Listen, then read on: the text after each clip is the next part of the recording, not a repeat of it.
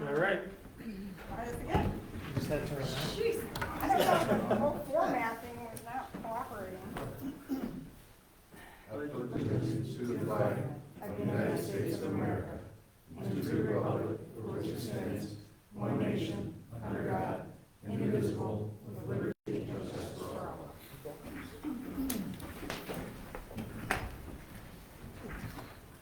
Good afternoon. Or good evening.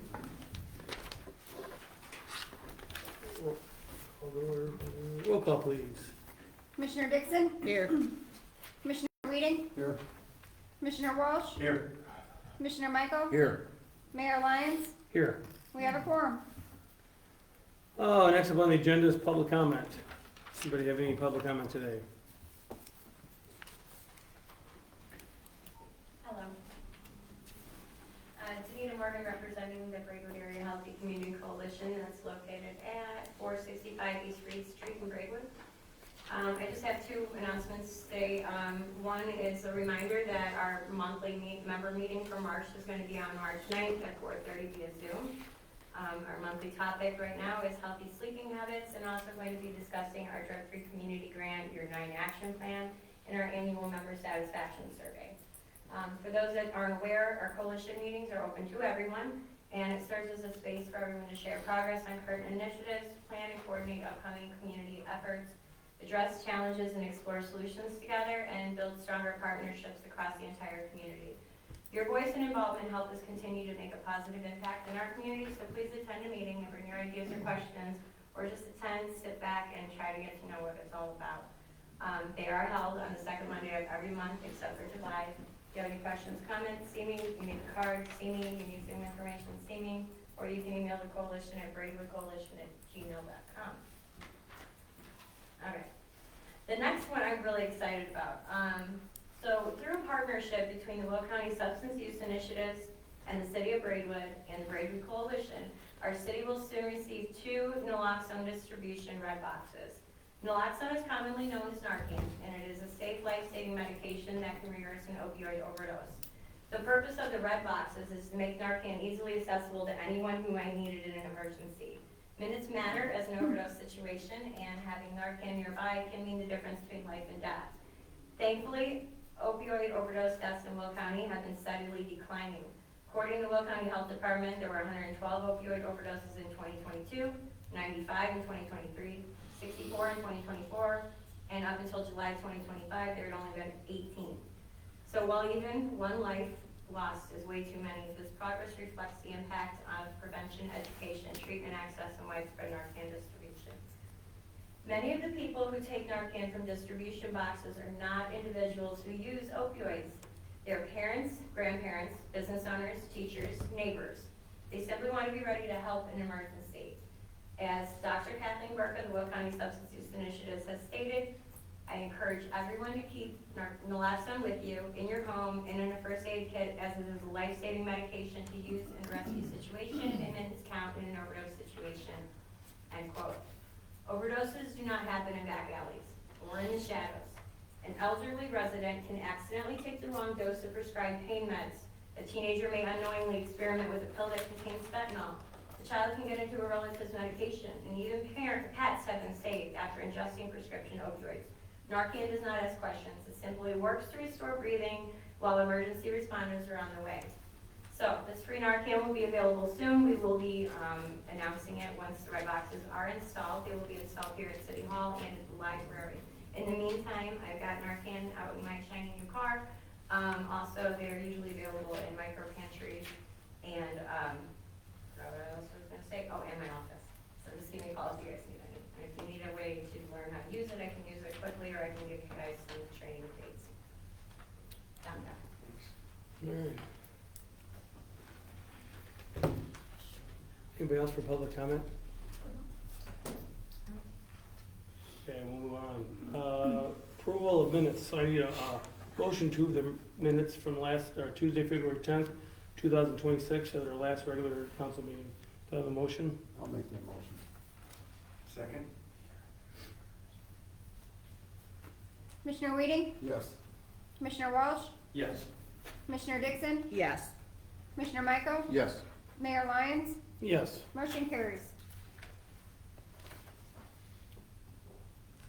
Okay, so reports by city officials. I'm up first. Nothing really specific. A lot of stuff that's in our city administrator's report are things that we worked together, so I'll just let you get into detail about those reports and things that we worked on. So, well, you're up next. Thank you, Mayor. First two items are motions. I'm requesting a motion to approve ordinance 2611, amending the designated meeting dates and times for the Plan Commission meetings in 2026 for the city of Braidwood. These will now be in the second Mondays of the month versus the first Mondays. That is due to the availability of our planner. I will make that motion. Second?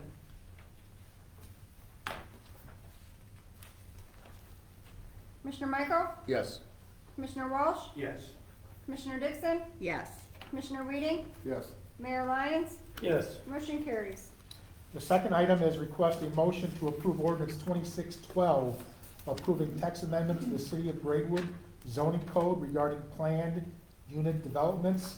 This is where a PUD will be 1 acre or greater. We discussed it at the last committee of the whole. I'll make the motion. I'll second. Commissioner Michael? Yes.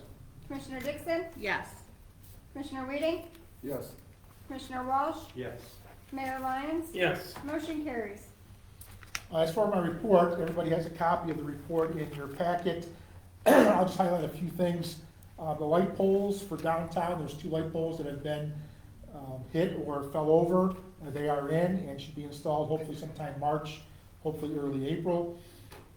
Second item is planning and zoning meeting. Our last first Monday zoning meeting will be Monday, March 2nd. This is it's kind of a continuation of the variance regarding setback for a fence on the Hickory Self-Storage Project. We did the variance and the setbacks regarding the roads. Now we have to do the variance for the fence, and then we'll bring this before you for approval in March. Park Site Master Plan, Hitchcock Design Group was out here last Friday. They inventoried the entire park. Josh was their tour guide. He did a great job of showing what we have and what we're in need of, and they will use that information in designing their Park Site Master Plan. I'm gonna skip the camera grant here. Building code, I know Warren, you and I have talked about this. The garage foundations are now being changed, or anything over 800 square feet will require a foundation. Anything under 800 square feet, you can have a thick and edge slab. And as per B&F Technical, they felt very comfortable with doing that. Building permit closeout, we're currently working on the 24 and 25 closeout. There is roughly over 60 permits that still need to be closed out, and we are in the process of closing out those permits. Shelley is calling. Typically, these close out because the resident may fail to call in and say, you know, I need a final inspection. A lot of times it's on the resident's onus to contact us for a final inspection. So we're making the phone calls and the inquiries to make sure that these building permits are completed. Liz can talk about the budget meetings. We are well into the budget meeting process. SURF has done their borings. We do get free surf internet here for City Hall and for the police department. And they did their borings last week, I want to say, Thursday or Friday, they were here doing some borings. Yeah, so and George Weaver was instrumental in telling them exactly where they should go in and making it kind of the easier location. Well 1 update, I'll just skip around here. The wellhead is being completed. All the new piping is installed. We're hoping that the motor and the wellhead will be completed sometime this week and installed sometime this week as well. Any questions? I know I kind of skipped around, highlighted a few items, but that's what I got. Thank you. All right. Clerk, you're up next. Nothing to report tonight, Mayor, thank you. Nothing. Engineer.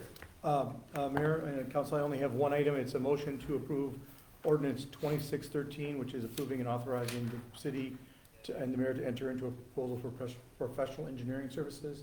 And this is for the risk and resilience assessment and the emergency response plan that has to be done per IPA. The risk and resilience plan will be done by, I think it's June 1st, looking at my proposal here, and then also July 1st for the ERP, and those will be submitted. So the proposal is not to exceed $17,000. And these are mandated by the IEPA. That's correct, yes. I'll make a motion to approve ordinance 2613. I'll second it. Commissioner Reading, Yes. Commissioner Walsh, Yes. Commissioner Dixon, Yes. Commissioner Michael, Yes. Mayor Lyons, Yes. motion carries. And that's all I had, Mayor. All right, real quick, not to put you on the spot, but Sure. we had a meeting earlier about another traffic problem, which in turn we talked about a previous traffic problem. So we did put out some information to the public Yes. about 113 and Coal City Road, whether there's gonna be a traffic light or four-way stop. So I was not updated on, I was told it was gonna be a four-way stop, the decision was made and they were gonna evaluate it. Yep. You have got since an updated version of that. That is correct. We heard back from IDOT. The developer's been reaching out to IDOT, trying to get their approvals from IDOT's permit reviewers. Initially, IDOT had kind of told the developer's engineer, hey, it's an offset intersection, you probably need a four-way stop, so they designed it that way. They sent them plans that way. IDOT's This senior, is per IDOT's yeah, per request. IDOT senior permit person came back, I think there was a miscommunication. You're not gonna be allowed to stop traffic on Coal City Road. So it'll be a two-way stop, coming from the frontage road, coming from Division Street. So now they're revising their plans yet again to do that, and hopefully they can finally get their approvals from IDOT to get that project wrapped up. They're trying to get that project going up and ready in June of this year for the Mass Ave. Are they want the intersection squared up, or can it still be offset? if they I think put it'll up- still be offset right now. IDOT has reached out to the city to ask for information. They're gonna be starting planning on East Coal City Road sometime in 2027. They're looking at what improvements need to be done there, what type of design improvements. One of the things I would strongly suspect, and what we're pushing them for, is to look at kind of relining that intersection so we don't have an offset intersection. Okay, so the biggest thing, IDOT is kind of changing their stance on the four-way stop. Yeah, it's either IDOT or their engineer had a miscommunication, but I thought it was IDOT kind of told them to go with a four-way stop to start with, and apparently now they're saying you can't do that, so here we are again. Okay, good. Thanks for that update. No problem. Okay, we'll move on to city attorney. I have nothing to report tonight, Mayor. Thank you. Well, congratulations to Brian. Yeah, on his wedding, his 2-week vacation. We missed you. I missed you guys. Reports by city commissioners. So council and finance, you're up first. All right, I'm gonna make a motion to approve payment of the bills in the amount of $133,316.90. I'll second that.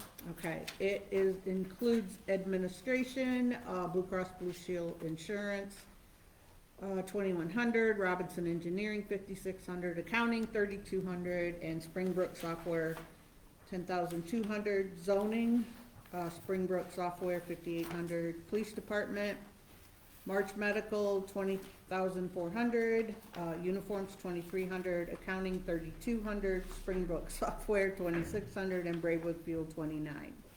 Water, Energy Services, 14,500, Nicor, 4,100, Vortec Technologies, 3,800, Springbrook Software, 9,800, and Centifire, 5,600. MFT, Robinson Engineering, 2,300, and AEP Energy, 4,900. Commissioner Dixon, Yes. Commissioner Michael, Yes. Commissioner Reading, Yes. Commissioner Walsh, Yes. Mayor Lyons, Yes. motion carries.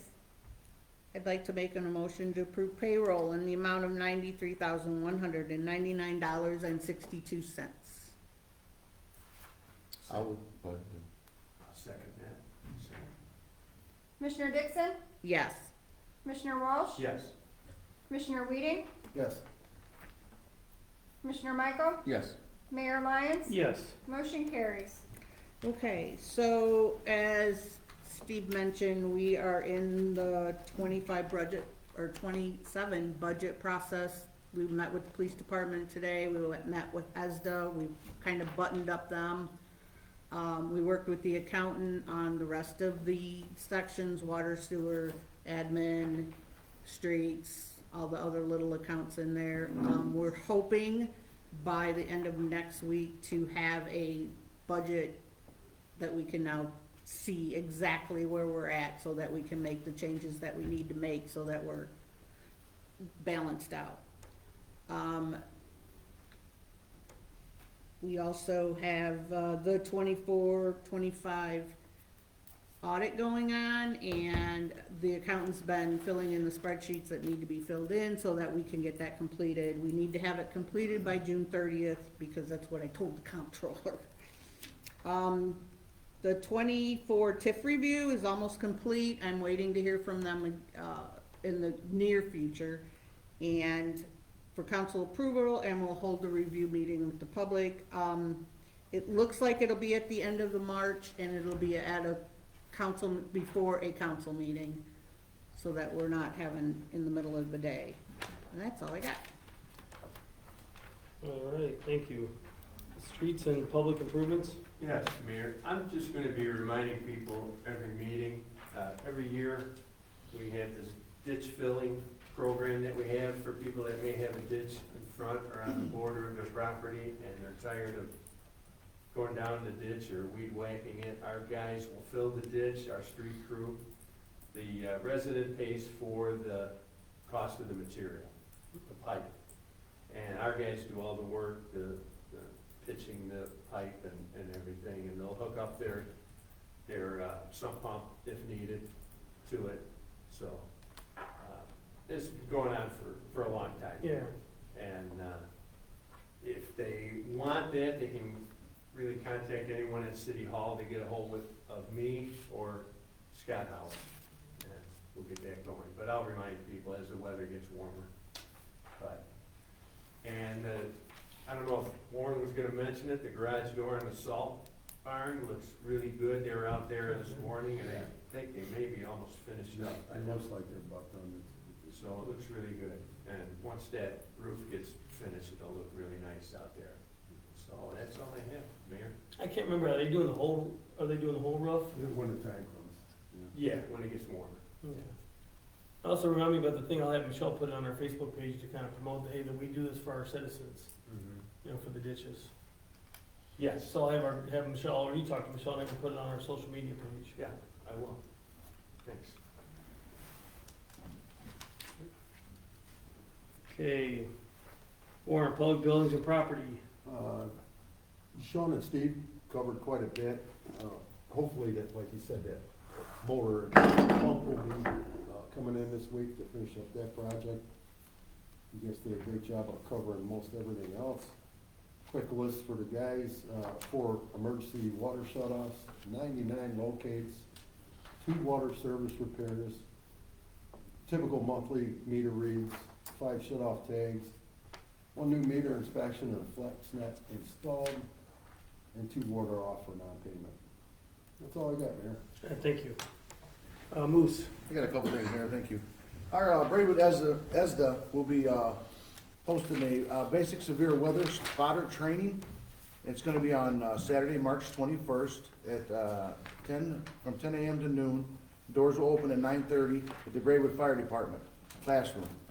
And it's, with the severe weather season right around the corner, Braidwood ESDA will be hosting a free basic severe weather spotter training to help prepare those who are interested in playing a crucial role in severe weather preparedness. The training will cover 4 topics: thunderstorms, preparing for thunderstorms, reporting severe weather, and how to interrupt radar data. So I just want to let you know that will be March 21st from 10 to noon at the Braidwood Fire Department. And a police activity report from February 10th to February 23rd. We had total number of calls of 276.